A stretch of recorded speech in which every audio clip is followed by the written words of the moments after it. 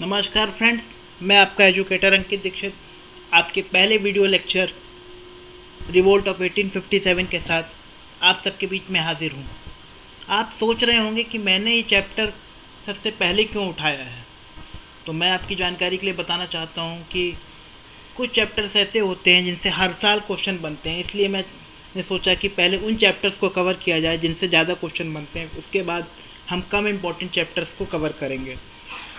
अगर आप मेरे बारे में ज़्यादा जानना चाहते हैं तो आप मेरा पहला इंट्रोडक्टरी वीडियो जिसमें मैंने सिलेबस ऑफ सोशल साइंस के बारे में बताया है, आप उसको देख सकते हैं।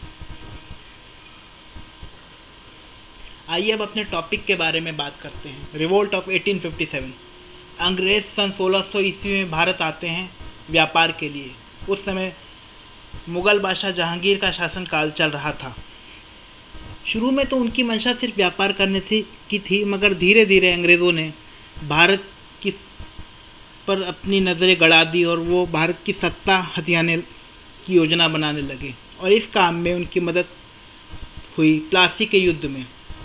प्लासी का युद्ध 1757 में Robert Clive, east India company और बंगाल के नवाब सिराजुद्दौला दौला के मध्य हुआ, जिसमें कंपनी की विजय हुई और ईस्ट इंडिया कंपनी की राजनीतिक सत्ता भारत में स्थापित हुई।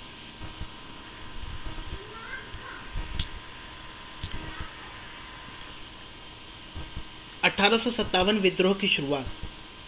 10 मई 1857 को मेरठ शहर की एक छावनी में कुछ हिंदुस्तानी सिपाहियों ने अपने एक साथी मंगल पांडे के नेतृत्व में अपने ही अंग्रेज अफसर के खिलाफ विद्रोह कर दिया, क्योंकि उनका आरोप था कि अंग्रेज सरकार जो नए कारतूस उनको बंदूक में इस्तेमाल करने को दे रही है उसमें गाय और सूअर का मांस मिला हुआ है, जो उनको अपने दांत से काटकर बंदूक में भरकर चलाने होंगे।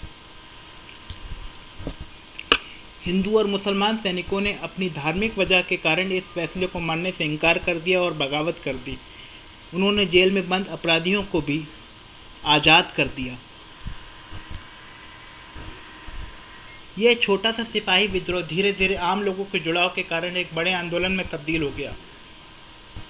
11 मई को बहादुर शाह जफर को इस आंदोलन का नेता मान लिया गया। इस आंदोलन ने ब्रिटिश हुकूमत को हिला दिया। आंदोलन का पूरा समय करीब 1 साल 6 महीने था, मतलब पूरे 1 साल 6 महीने तक ये आंदोलन चलता रहा। आंदोलन के प्रमुख केंद्र और व्यक्ति मेरठ में स्वयं मंगल पांडे इसका नेतृत्व कर रहे थे, जिनकी बाद में फांसी देकर के अंग्रेजों ने हत्या कर दी। झांसी में रानी लक्ष्मीबाई, लखनऊ में बेगम हजरत महल, कानपुर में नाना साहेब, बरेली में खान बहादुर खान, बिहार में कुंवर सिंह, दिल्ली में बहादुर शाह जफर स्वयं इसका नेतृत्व कर रहे थे। 1857 का विद्रोह मुख्य रूप से उत्तर और मध्य भारत तक सीमित रहा। विद्रोह के कारण मिलिट्री कारण चर्बी युक्त कारतूस। जैसा कि मैंने पहले बताया कि सेना में इस बात की अफवाह फैल गई कि जो नए कारतूस आए हैं उनमें गाय और सूअर की चर्बी मिली हुई है, तो सैनिकों ने इस पे विद्रोह कर दिया, क्योंकि उनके अपने अपने धार्मिक कारण थे। मुसलमान सूअर को अपवित्र मानते थे और हिंदू गाय को पवित्र मानते थे, इसलिए उन्होंने इन कारतूसों को चलाने से इनकार करके विद्रोह कर दिया। अंग्रेज और हिंदुस्तानी सैनिकों में भेदभाव। अंग्रेजी दौर में अंग्रेज और हिंदुस्तानी सैनिकों में बहुत भेदभाव होता था। अंग्रेज सैनिकों को बेहतर खाना, पोशाक, कम काम और ज़्यादा तनख्वाह मिलती थी, जबकि हिंदुस्तानी सैनिकों को ज़्यादा काम, कम तनख्वाह मिलती थी, जिसके कारण उनमें असंतोष की भावना थी। राजनीतिक कारण। लॉर्ड डलहौजी की राज्य हड़प नीति। राज्य हड़प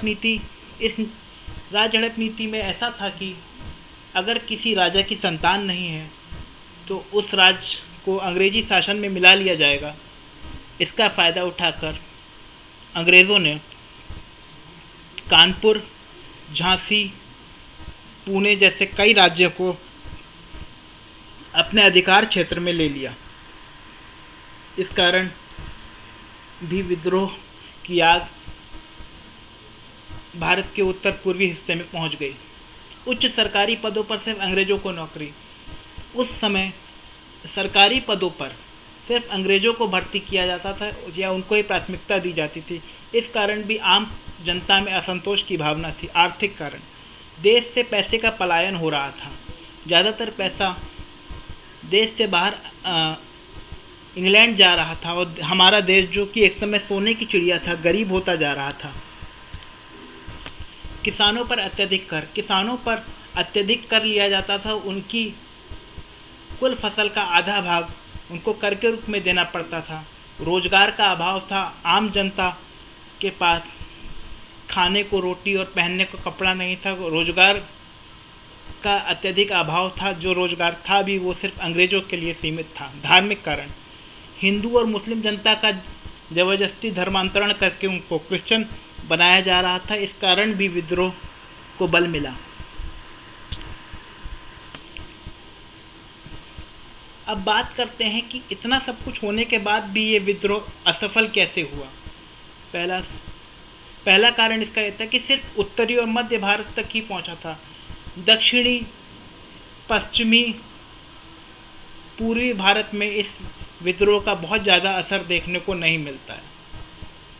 समाज के धनी वर्ग आंदोलन से विमुक्त हो, जैसे कि बड़े जमींदार आदि, वो अंग्रेजों के चाटुकार बने हुए थे और अपने आप को उन्होंने पूरी तरह से इस आंदोलन से अलग रखा था। योग्य लीडर का अभाव, बहादुर शाह जफर कहने को ही भारत के लीडर थे, वो स्वयं एक कमज़ोर शासक थे।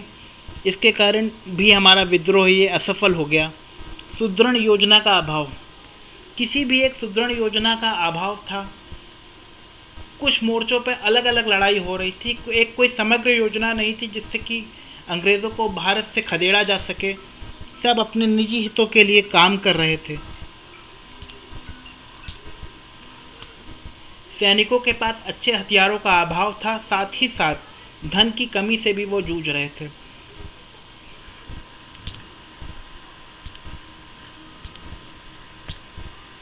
तो फ्रेंड्स, मैं समझता हूँ कि आपको ये टॉपिक अच्छे से समझ में आया होगा। अगर आपको कोई डाउट है तो प्लीज़ कमेंट बॉक्स में पूछिए और please like, share and subscribe to my channel Achala Gyan. Thank you very much. कल मिलते हैं अपने दूसरे चैप्टर के साथ। नमस्कार।